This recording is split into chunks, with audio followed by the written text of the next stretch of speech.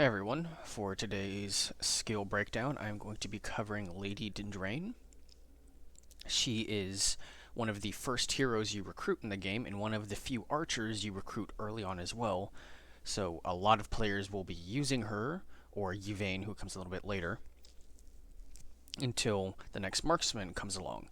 So because of this, a lot of people are wondering, is she worth investing into? Is she worth keeping around? Given the sort of limited nature of marksmen in this game in general, as two of them are locked behind alignment. Hopefully by the end of this video you'll have a better idea after seeing what she can do, if she's someone you want to keep around, spend time bringing her into the missions, or keeping her in the training ground. Starting with her tier 1 abilities, her basic attack, Shoot, deals 100% weapon damage, costs 4 AP, range of a 9. Her first two upgrades are Torture and Weak Spots. This increases the damage of Shoot by 20% against a burning or poisoned target, respectively. This combos really well with her other tier 1 abilities, which we'll get to in a second. She also has Piercing Arrow, so her basic attack gains armor piercing. This means it'll be ignoring armor for some extra damage. And Elusive, killing a unit with her basic attack reduces all your other cooldowns by 1. Now her first ability is Poisoned Arrow, dealing 100% weapon damage and then poisoning the target.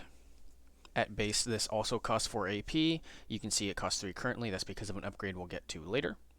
The first upgrade is Agony Shot, increase the duration of the poison by 1. Toxic Arrow, plus 15% weapon damage for the initial hit of Poisoned Arrow. Sickness, cause a 20% vulnerability debuff for the duration of the poisoned effect. And Poison Blast, if the initial hit of this attack kills the target, instead the poison will spread to other units within 2 tiles of that initial target. Up next we have Fire Arrow. This causes 70% weapon damage but causes burning. The initial hit on this attack is weaker, but the dot damage does actually make this attack do a higher total damage than the other two, at least on the following turns. The first upgrade is Crippling Hit. While the target is burning, they have 1 less AP. Greek Fire, the duration of the burning effect is increased by 1. Heated Arrow, extra damage for that initial hit. And Explosive Arrow. This causes the fire to spread to adjacent enemies to your initial target. This one's very good for spreading dots around. The first passive, we have Scout with some upgrades on it. So this is plus 1 movement AP and plus 1 perception. You've seen this on a number of other heroes, but the upgrades it offers: 2 extra AP for that first turn of the encounter. Evasive, reduce damage from incoming ranged attacks, prevent your sniper from getting sniped. On the run, gain 1 normal AP at the start of their turn if 5 or more of your regular AP was spent on movement in the previous turn. This is because the game kind of wants you to be repositioning your marksman, and by doing that you may waste a turn, or at least a lot of AP on a previous turn moving instead of attacking. This is to help you kind of buff up your next following turn after that. And then finally, First Dodge. The first ranged attack coming in towards Dindraine, she will instead dodge, again trying to help your sniper not get sniped. For the rest of her passives, we have Deflection, another reduction to incoming ranged damage. Adrenaline, gain an AP when killing a unit. And Ready, plus 20% Overwatch damage. Getting into her tier 2, we start with Aimed Shot. This ability is actually kind of interesting. It does 19 armor piercing damage here, with her at level 24, and it consumes all of your remaining AP, and it will do more damage depending on how much AP you actually spend on it. So it sort of incentivizes you to make this your one big hit for the turn. The first upgrade is Fast Aim. When you kill a unit with this, you get 2 movement AP, so that way you can, just maybe snap a unit and then move a little bit to reposition. Direct Hit, just 20% weapon damage against an unarmored unit. This makes it very useful for sniping those archers, as archers don't have armor, or helping finish off an enemy that has had their armor broken off by your other heroes. Long range shot, just increasing the range. That's good. You don't want her to be moving a whole lot. You want her to be sniping, and unblockable shot. This one is actually very, very useful. Blocking attacks is a huge damage reduction, and being able to ping off enemy defenders from the front can make a big difference. Her second ability, Dash, is a pretty good movement ability. It's very cheap, and it lets you cover a lot of distance for that low AP cost. The first upgrade, Keen Eye, decreased the AP cost of Overwatch by 1 after you use this dash ability, so it's sort of to reposition and then set up an Overwatch. Sprint reduced the dash AP by 1, so now it's costing 1 total. Very useful. Extended dash increased the range by 2. Obviously, more mobility is good. Then persistence, reduce the cooldown by 1, so now you can use this every other turn. This is useful for both a repositioning ability and escape ability, as it does not provoke attacks of opportunity. So being able to use this as often as you may need is useful, because you never know what kind of situation may call for it, whether it be offensive or defensive. Third is a passive, a very powerful one. We have Alchemist, decrease the AP cost of skills, causing poison by 1. That is why her poisoned arrow now costs 3 instead of 4. Extra damage, 10% weapon damage for skills that cause poison, just another buff to her poison arrow, and another ability later on in tier 3. Increase the duration by 1 on poison effects. Master Poisoner, enemies hit by the hero's poison skills have their damage reduced by a further 50%. This stacking with the already existing minus 20%, this is a huge debuff. With Poisoned Arrow, this creates a strong weapon damage reduction on a priority target, and this combos extremely well with an ability going on into tier 3. Lastly is Corrosion. Units affected by poison also lose 2 armor at the start of their turn. This isn't a whole lot.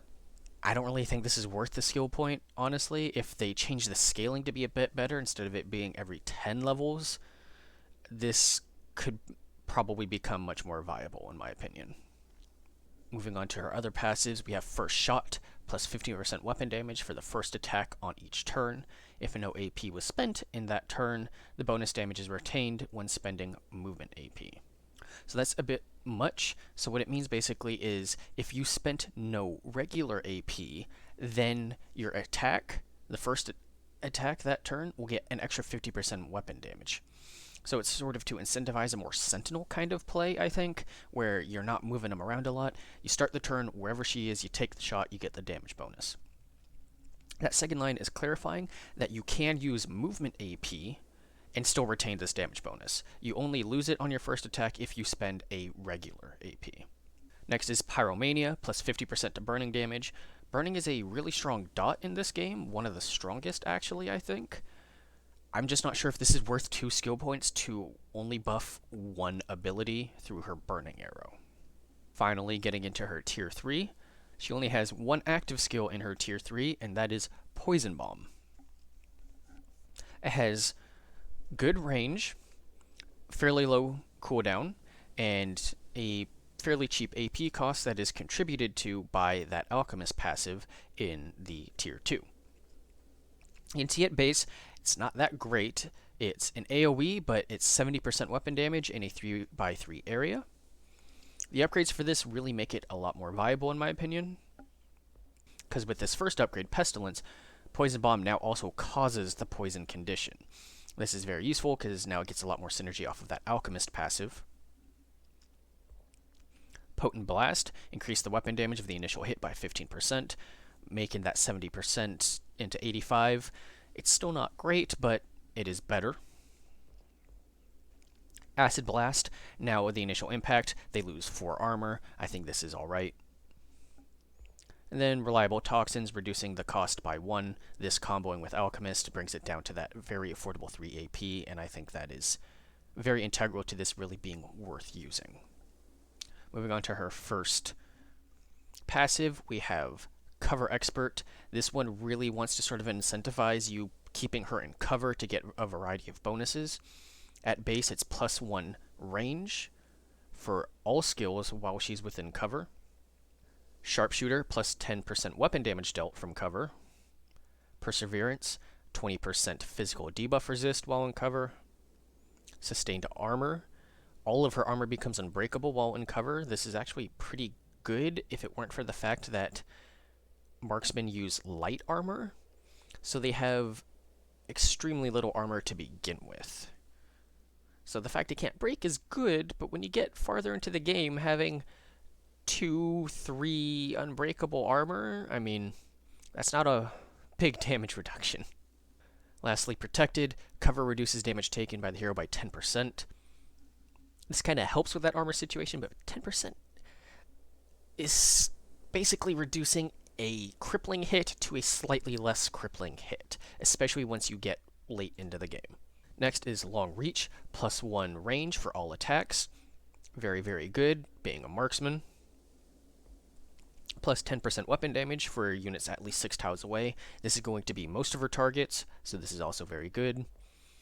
Far shot, +1 range for skills when the hero's at maximum AP, so basically just allowing your first attack of the round to get a little bit more range. Disengaged, plus 10% weapon damage while the hero is disengaged, this meaning there are no enemy units adjacent to her. That's how you want her. You always want your marksman to be disengaged, so this will have a lot of uptime. Finally is prepared, plus 25% weapon damage for the first attack in the encounter. That's a big damage buff for your first attack. This does stack with first shot, assuming you don't use any regular AP before doing your first attack. For a whopping 40%, that does create a pretty substantial first hit. For her last few passives, we have evasion. You dodge the first melee attack each turn. With her other passives earlier on in her skill tree, you're dodging the first melee and ranged attack if you choose to take this. You don't want her taking a lot of melee attacks, but sometimes the enemies just get in on you. We have Scout again, this time without the upgrades, so just 1 movement AP, 1 perception. And lastly, Hunter. AP cost of all skills is reduced by 1 when only 1 enemy is present in the encounter. This is basically a boss hunter move. Obviously, you're not going to get a lot of use out of this for normal encounters. When there's only 1 enemy left, they're not going to be alive for much longer anyways, regardless of this AP cost reduction. This is going to be more useful against bosses. Bosses do summon adds, but the general strategy for them, in my opinion, is to take down the adds they summon. And then Hunter will now get a lot more mileage out of it. That wraps up all the skills for Lady Dindraine. As you can see, she has a lot of strong sort of debuff support in the form of her poisons and a little bit with her fire, comboing off that Alchemist passive. So if you choose to use her, I do think her primary role is debuffing. She doesn't do a lot of great damage, and unfortunately that's an issue lots of the other marksmen sort of struggle with. I think marksmen need a bit of rework, but that being said, especially if you're playing on like normal or story, and maximizing performance isn't exactly a huge deal, they are viable. I do think they are fun for what it's worth. I do like playing with Lady Dindraine, which is why it's just sort of a bummer for me that she does feel so weak. The damage buff she kind of gets feel a bit sort of wonky. There's perks to like the first attack of the round, which I kind of get going for that sniper feel, and I kind of like that, but I feel like they need some more consistent damage buffs to their other attacks as well, because there's just a big drop off after that first attack. Unfortunately, my recommendation for most players right now is to not use marksmen, at least if they're playing on hard or very hard. You can get some pretty good gear for them that does help compensate for this.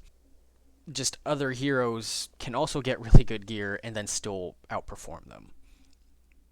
That being said, emphasis on fun factor, I do think all of the marksmen are really fun. So if that's what's most important to you, I do actually recommend marksmen. I think they are a lot of fun. So with all that said, that wraps up this video. If you've made it this far, thanks for watching, and I hope you found this useful.